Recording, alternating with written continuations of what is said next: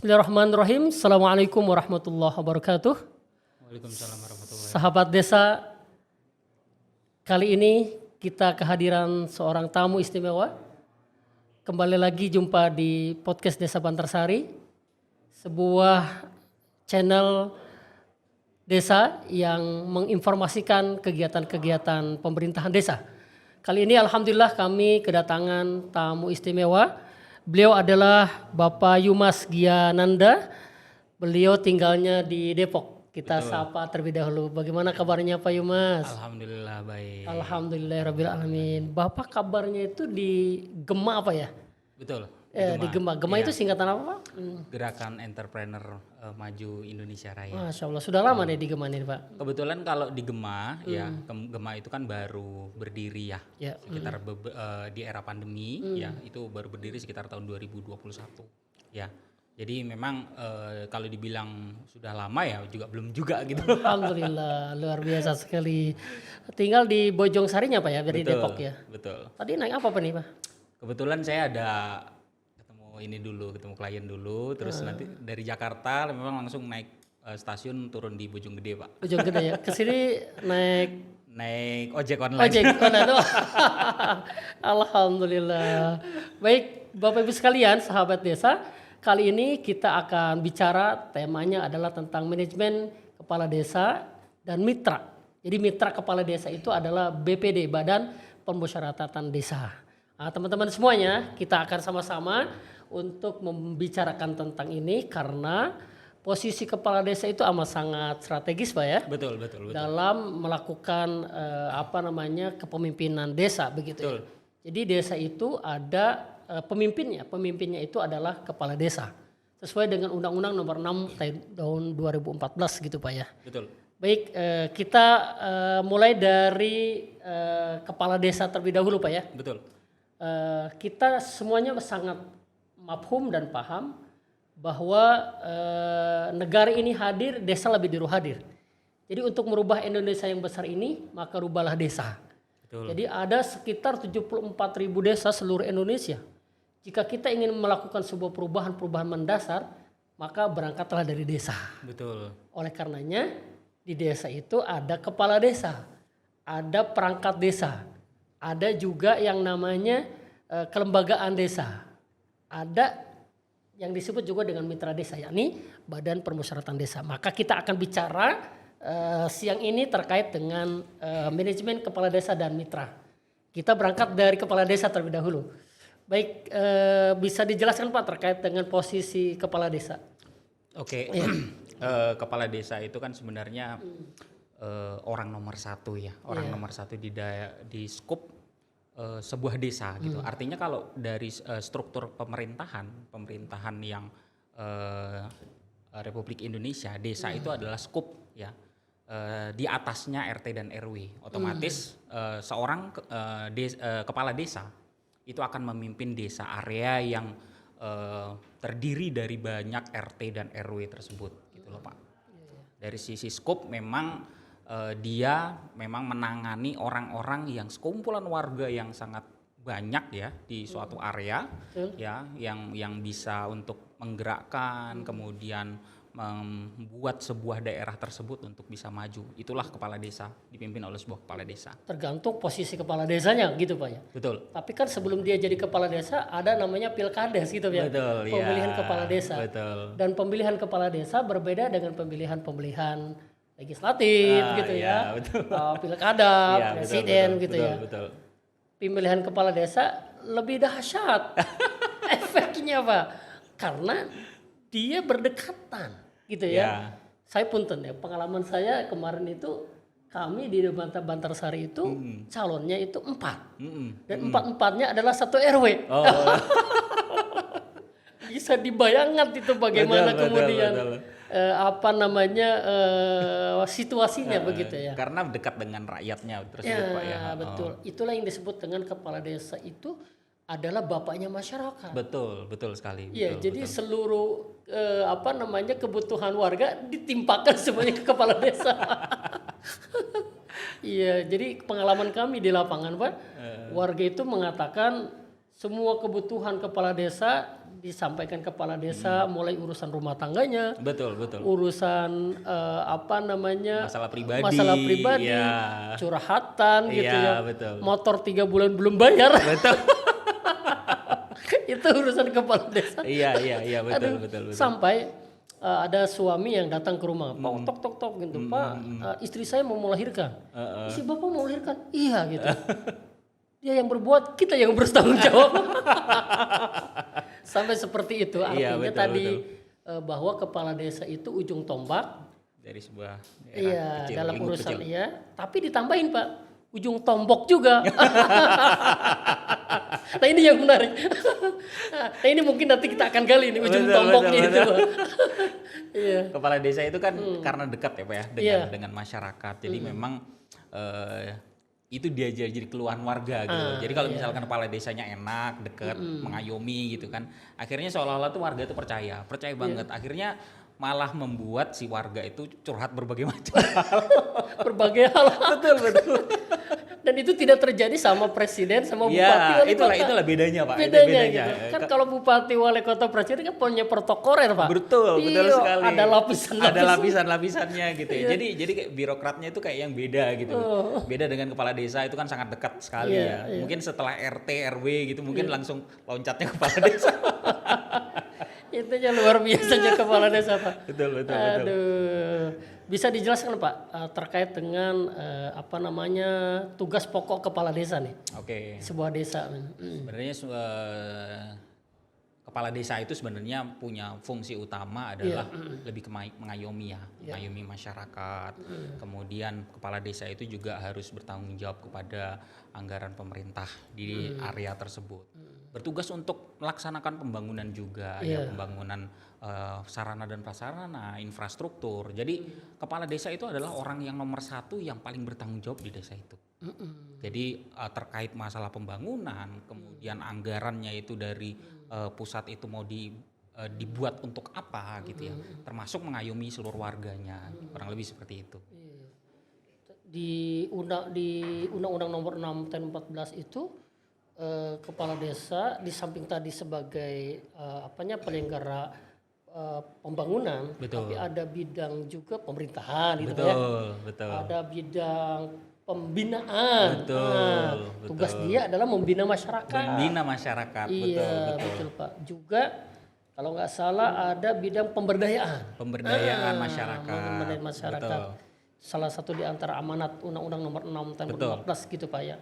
Jadi memang posisi kepala desa itu cukup luar biasa gitu ya. Luar biasa. Diberikan kewenangan gitu ya. Kewenangan dan harus mau nggak mau terjun langsung. Beda kan kalau misalkan ada birokrasi yang lebih tinggi ya. Mungkin bisa kamu tolong dong gitu untuk urusin ini. Ada bagian-bagiannya. Tapi kalau kepala desa kan memang ada perangkat desa. Cuma kadang-kadang kedekatan dan keterlibatan secara langsung itu kadang-kadang perlu gitu Pak. Perlu banget gitu. Dan memang selalu masyarakat nanyanya itu kepala desa gitu. Betul. Kalau misalkan datang kepala desanya ada nggak ya?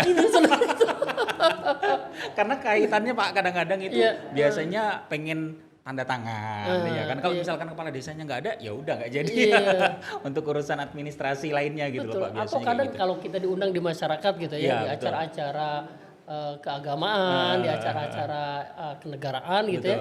Kita kalau diundang masyarakat itu selalu ditanya kepala desa, gitu kan.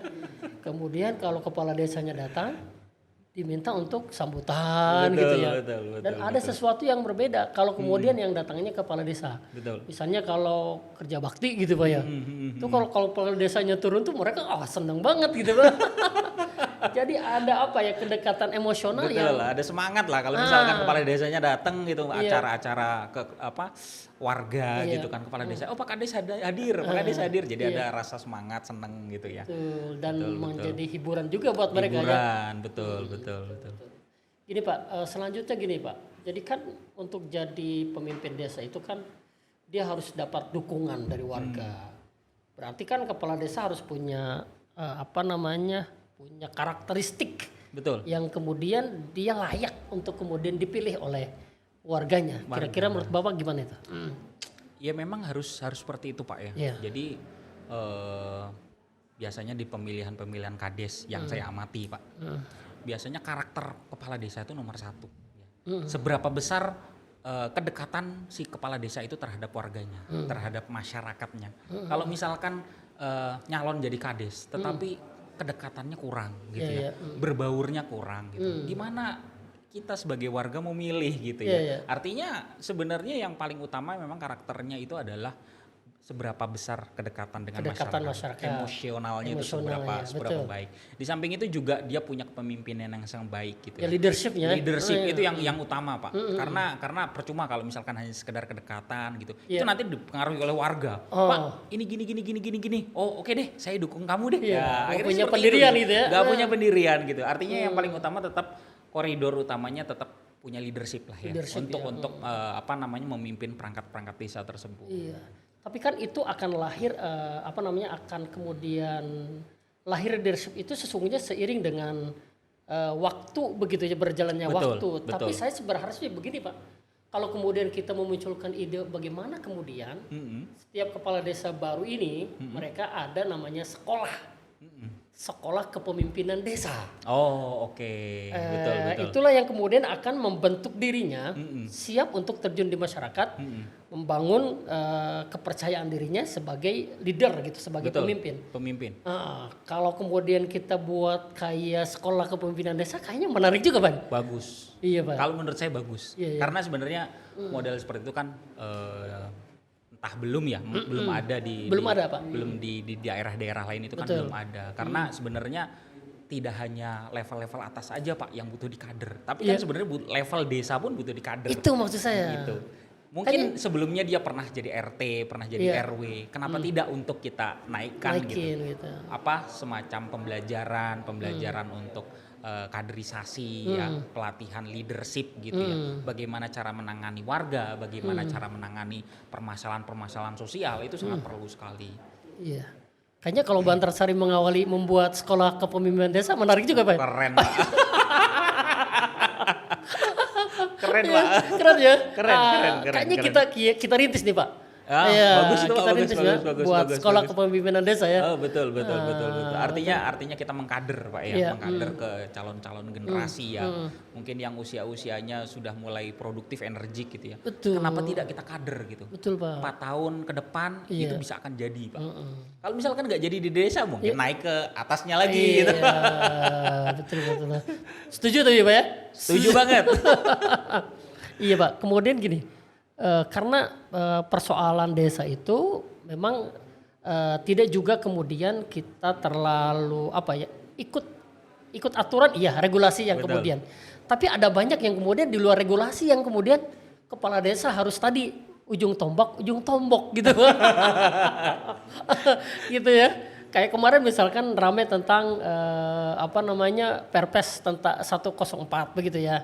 Kemudian juga kita menuntut agar kemudian kepala desa juga diberikan ruang misalnya untuk mamin gitu ya, diperhatikan operasionalnya. Kan selama ini belum pernah ada yang kemudian terkait dengan operasionalnya kepala desa.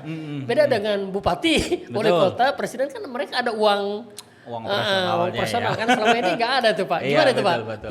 Oke, sebenarnya kalau bisa dibilang ujung tombak dan ujung tombok itu memang pasti terjadi, Pak ya, pasti terjadi. Karena sebenarnya yang ujung tombok ini lebih ke moral, Pak ya. Maksudnya ada tanggung jawab moral gitu ya, ketika menjadi seorang kepala desa. Kadang-kadang ada warga kita curhat gitu ya. Kita sebagai pemimpin gitu ada sebuah naluri ingin membantu gitu. Kita tidak mau membiarkan warga kita kesusahan atau walaupun itu sebenarnya bukan ranah kita gitu. Secara tanggung jawab kepala desa itu bukan gitu ya. Tetapi kalau misalkan masalah operasional itu memang nggak dapet, Pak ya. Cuma ini memang lebih murni ke diri personal ya. Personal, betul. Memang ada plus minusnya, Pak ya, plus minusnya. Mungkin plusnya ya anggap aja itu sebagai sebuah upaya sodakoh kita gitu sodakoh gitu ya, Pak ya. Mungkin ada kepuasan pribadi. Cuma ya negatifnya ya mungkin kita jadi membuat pola pikir misalkan warga itu cerita sama warga-warga lainnya, oh Pak Kades baik loh orangnya gitu.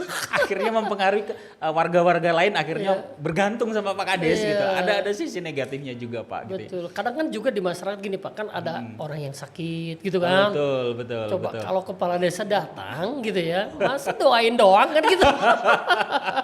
Nah itu ada beban Iya, sebenarnya beban Pak. moral juga kan gitu. Betul. Kemudian ada misalnya yang meninggal dunia kan betul, begitu. betul. Itu ada sisi yang kemudian kita waduh kadang begitu ya. Tapi kan itu jadi tanggung jawab moral kita untuk kemudian bisa peduli terhadap urusan masyarakat kita kan begitu. Tapi kalau kemudian dimasukkan dalam regulasi gitu ya di APBD kan sesungguhnya memperingan kepala desa begitu ya. Betul, iya, betul. Iya, menarik sekali nih pembicaraan kita. Sahabat desa luar biasa sekali. Ini baru kita bicara tentang kepala desa ya nih Pak. Iya, sebelumnya nih saya ada yang perlu disampaikan. Ini Pak produknya UKM Bantarsari, salah satu warga kita. Ini membuat pisang goreng namanya pisang goreng tanduk dan sukun ya. Arti ya. Namanya Arti. Ini produk dari masyarakat kami Bantarsari begitu ya, yang sesungguhnya banyak Pak produk-produk yang lain gitu ya. Nah ini salah satunya kebetulan Bapak juga ya di bidang ekonomi juga ya, iya, tahu terkait dengan UKM ya. Betul, nah ini salah satu produk dari warga kita begitu ya. Biasa. Jadi jika Anda tertarik, sampaikan kepada kami UKM Bantarsari, nanti kita akan sampaikan kepada pelaku UKM-nya langsung. Luar biasa. Silakan untuk dibeli. Baik Pak, kita lanjutkan kepada pembicaraan berikutnya. Jadi tadi kita tentang kepala desa. Sungguhnya kalau kita gali nih Pak, banyak sekali nih tentang kepala desa itu ya. Banyak banget Pak. Banyak sekali poin-poin pentingnya begitu Poin ya. pentingnya, iya betul. Karena kemudian kita dibatasi waktu, kita akan coba menggali tentang mitra kepala desa gitu, mitra desa. Salah satunya adalah BPD ya, Badan Permusyawaratan Desa. Bisa dijelaskan Pak terkait dengan BPD menurut regulasi yang kita pernah baca begitu. Oke. BPD itu kan sebenarnya kalau di lembaga tinggi pemerintah itu kan seperti dewan legislatifnya ya. Tapi BPD itu skopnya adalah di wilayah desa gitu. Jadi secara fungsionalnya BPD itu sebenarnya memang fungsinya lebih ke arah mengawasi, kemudian sebagai legislasinya masyarakat, penampung aspirasi para warga gitu. Artinya warga itu pasti punya keluhan dong, punya aspirasi, punya masukan gitu. Nah itu orang-orang BPD tersebut sebenarnya yang paling berhak dan berwenang untuk menyampaikan pendapat, menyampaikan saran kepada perangkat desa tersebut. Sebenarnya secara fungsional itu sama dengan lembaga legislatif yang tertinggi di pemerintah RI. Cuma ini hanya skup kecilnya saja. Kecil desa begitu ya. Dan biasanya kan setiap anggota BPD itu adalah perwakilan dari tiap dusun atau tiap RW. Agar kemudian mewakili aspirasi setempatnya begitu ya. Betul. Harusnya memang seperti itu Pak. Ya makanya kemudian kami sebagai pemerintahan desa amat sangat berharap bahwa koordinasi, komunikasi begitu ya, agar roda pemerintahan kan bisa berjalan secara efektif ya, secara baik gitu ya. Itu kan harus ada BPD gitu ya. Salah satu misalnya gini Pak, ketika kita menyusun APBDes desa begitu ya, kan tidak mungkin itu APBDes itu keluar kecuali kemudian ada persetujuan dari BPD, gitu. Maka posisi BPD itu amat sangat penting begitu ya dalam roda pemerintahan desa. Bisa dijelaskan Pak ya? Oke, jadi kan kalau misalkan untuk masalah APBDes ya, APBDes itu kan tentunya juga sebuah perangkat desa itu tidak mungkin untuk menyusun itu sendiri ya. Artinya juga butuh kolaborasi, butuh sinergi juga dengan BPD ya, Badan Permusyawaratan Desa. Artinya di sana fungsinya lebih ke arah controlling, memberi masukan gitu ya, ke arah APBDes tersebut gitu ya. Agar sebenarnya tujuan rencana misalkan misalkan anggaran ini digunakan untuk apa, kemudian misalkan untuk pembangunan infrastruktur, sarana prasarana di wilayah desa itu biar tepat sasaran. Kurang lebih seperti itu, Pak. Iya, jadi kita amat sangat berharap sekali bahwa BPD-BPD dimanapun berada termasuk di seluruh Indonesia itu bisa bekerja sama secara baik dengan pemerintahan desa. Kemudian pemerintahan desa juga bisa melakukan komunikasi dan koordinasi secara baik pula. Betul. Sehingga Masalah komunikasi ya penting. Iya, kadang kita selalu di situ, Pak. Betul. Kadang ada rasa bagaimana begitu, Iya, karena memang komunikasi yang tidak terbangun Iya, betul. secara baik begitu ya. Ini betul. yang kemudian menjadi kendala Betul. hampir di tiap desa begitu ya. Iya. Ketika misalnya betul. punten kalau BPD-nya dulunya tidak dukung kepala desanya, Itu pasti, itu Pak. iya. Pasti. Itu pasti. Kemudian sehingga tidak ketemu Iya. gitu, BPD kemana, kepala desa kemana. Iya, betul. Akhirnya yang korban kan masyarakat. Betul. Gitu ya. Jadi tidak berjalan sesuai fungsinya. Sesuai Pak. fungsinya. Nah, kita berharap setiap lembaga desa maupun BPD melakukan fungsinya masing-masing secara optimal, secara baik begitu ya. Betul sekali. Karena agar tujuan pembangunan pemerintahan termasuk harapan dari masyarakat bisa terrealisasi kan Iya, dengan baik betul, begitu betul. ya. Harapannya demikian. Nah, kemudian kan gini Pak, BPD juga punya hak dong, gitu ya. Terkait juga dengan hak-hak pekerjaannya. Bisa Betul. dijelaskan Pak? Oke, kalau misalkan hak BPD itu kan dia dari sisi fungsi ya. Dari sisi fungsi kan memang legislasi gitu ya. Sebenarnya BPD itu juga punya hak ya. Haknya misalkan BPD itu berhak mengawasi kinerja dari pemerintahan desa gitu ya, perangkat desa. Apa sih yang sudah dilakukan gitu ya. Artinya dia berhak tahu, berhak mengontrol kegiatan administratif, non administratif gitu ya. Artinya berhak mengawasi apa-apa saja yang sudah dilakukan selama periode kepemimpinan. Kurang lebih kalau misalkan berbicara tentang pekerjaan dari sebuah kepala desa dan perangkatnya itu kan sangat banyak ya. Kalau tidak ada fungsi controlling di sana memang juga akan susah sekali Pak gitu. Makanya itu adalah sebuah kewenangan dari si BPD untuk bisa melakukan kontrol pengawasan tersebut kepada pihak kepala desa. Betul. Gitu. Dan haknya juga BPD mendapatkan insentif misalnya Pasti, dari pasti karena dia melakukan kegiatan operasional kan gitu ya. betul, rapat-rapat Rapat-rapat, betul. Karena dia juga melakukan rapat dengan anggota BPD sendiri, kemudian juga menjaring aspirasi masyarakat. Itu kan juga butuh namanya dana ya. Artinya tidak hanya semata-mata ayo mengumpulkan warga. Masa ngumpulin warga nggak dikasih kopi? Kayak perencanaan desa kan mulai dari musdus Pak ya, musyawarah dusun gitu ya. Betul. Dan itu memang wilayah kerjanya BPD untuk kemudian menjaring aspirasi dari masyarakat terbawah kan begitu. Nah juga yang paling penting juga gini Pak, bisa dijelaskan juga terkait dengan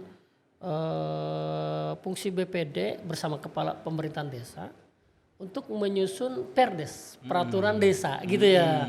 Ini yang kadang mungkin perlu juga mendapat perhatian ya gitu. Desa ini adalah satu kesatuan gitu ya. Iya, betul. Kesatuan hukum begitu yang harus dilegalisasi. Betul. Dilegalkan lewat peraturan desa. Peraturan desa. Nah, peraturan desa itu dibuat oleh pemerintahan desa dan BPD gitu Pak ya? Yes, betul. Bisa dijelaskan Pak? Jadi peraturan desa itu juga tidak semata-mata ya. Tidak semata-mata dibikin hanya dari perangkat desa. Tentunya peraturan desa itu juga harus disinergikan dengan BPD ya. Artinya BPD juga harus tahu dong gitu apa sebenarnya peraturan yang akan dibuat desa itu apa gitu. Jangan sampai peraturan yang dibuat desa itu malah berseberangan ya dengan apa yang jadi keinginan masyarakat. Nah, BPD di sini kan fungsinya dia sebagai wakilnya rakyat, wakilnya masyarakat gitu. Wakilnya warga. Jadi apa keinginan dari warganya minimal tersampaikan kalau misalkan diajak diskusi dengan kepala desa, dengan perangkat desa. Para warga itu nggak mau loh ada peraturan seperti ini loh. Nanti bisa disinergikan di sana Pak sebenarnya. Betul. Kan kalau dilegalkan ya, lewat perdes itu kan jadi sebuah aturan hukum kan. Betul. Dan yang mengikat begitu dan kuat begitu Pak ya. Yes. Iya. Kayak misalnya tentang kebersihan gitu ya, tentang sampah gitu kan. Sampah, Nah, itu kan pasti. Betul. Kayak misalnya kalau di masyarakat yang religius bisa dibuat perdes tentang ngaji maghrib misalnya gitu Pak ya. Bisa. Buat anak-anak gitu ya. Bisa. Menghentikan semua kegiatan media Aktivitas, sosial gitu ya. betul, Televisi betul. segala macamnya. Dari maghrib sampai isya misalkan. Bisa, Dibuat peraturan itu kan. Bisa. Jadi tidak ada anak-anak yang berkeliaran malam hari gitu Iya. ya. Jadi maghrib tiba langsung kita pada ngaji gitu di masjid. Ya, bisa kayak gitu Pak, Iya. bisa. Sangat bisa sekali. Dan itu perlu komunikasi yang efektif antara perangkat desa, pemerintahan desa dengan para BPD gitu ya. Artinya ada sinkronisasi sebuah komunikasi yang efektif di sana. Luar biasa sekali. Sahabat desa yang dirahmati Allah Subhanahu wa taala, pembicaraan kita semakin hangat ini ya. Baik Pak Yumas, ada hal yang kemudian digarisbawahi terkait dengan posisi dan kedudukan kepala desa sama BPD. Ada hal penting nggak yang terkait dengan kepala desa dan BPD yang disampaikan? Oke. Iya. Kepala desa itu sebenarnya memimpin desa. BPD itu adalah pengawasnya dari kinerja pemerintahan desa. Tentunya kedudukannya sejajar ya. Karena BPD itu mewakili aspirasi warga, aspirasi masyarakat. Tentunya dari fungsi eksekutif dan fungsi legislatif sejajar, kurang lebih seperti itu. Karena memang secara fungsi tugasnya itu memang porsinya berbeda gitu ya, tetapi memiliki kesetaraan ya, sama-sama dilantik juga, artinya mereka juga punya fungsi yang harus sama-sama dioptimalkan gitu Pak. Iya, bisa disampaikan ya kepada kepala desa di seluruh Indonesia dan BPD di seluruh Indonesia, pesan yang ingin Bapak sampaikan kepada kepala desa dan BPD di seluruh Indonesia Pak. Oke, untuk pesan dari saya mungkin ya sebagai warga biasa gitu ya. Kepala desa dan BPD itu adalah sebuah fungsi yang sama-sama sejajar gitu ya. Artinya masing-masing punya fungsi yang terkait ya. Tentunya diperlukan komunikasi dan harmonisasi yang sangat efektif untuk membangun sebuah desa yang maju. Kelurahan yang maju tentu tidak akan berjalan hanya kepala desanya atau lurahnya saja yang bekerja. Pasti harus ada sinergisitas dengan BPD. Aduh, luar biasa sekali. Dasar sahabat desa, itulah perbincangan yang luar biasa. Dahsyat sekali tentang manajemen kepala desa dan mitra, yakni BPD Badan Permusyawaratan Desa, bersama Pak Yumas yang dari Gema. Iya. Berbicara begitu mengalir, menarik begitu ya, dan memberikan ilmu-ilmu yang amat sangat bermanfaat untuk kita semuanya. Insya Allah, amin. Insya Allah di lain kesempatan kita bisa undang kembali beliau untuk bicara dengan tema-tema yang berbeda insya Allah. Insya Allah. Demikian sahabat desa, mudah-mudahan apa yang kita sajikan pada kesempatan ini bisa bermanfaat untuk kita semuanya untuk membangun Indonesia dari desa untuk Indonesia. Demikian, terima kasih. Billahi taufiq wal hidayah wa afu minkum. Assalamualaikum warahmatullahi wabarakatuh. Waalaikumsalam warahmatullahi wabarakatuh.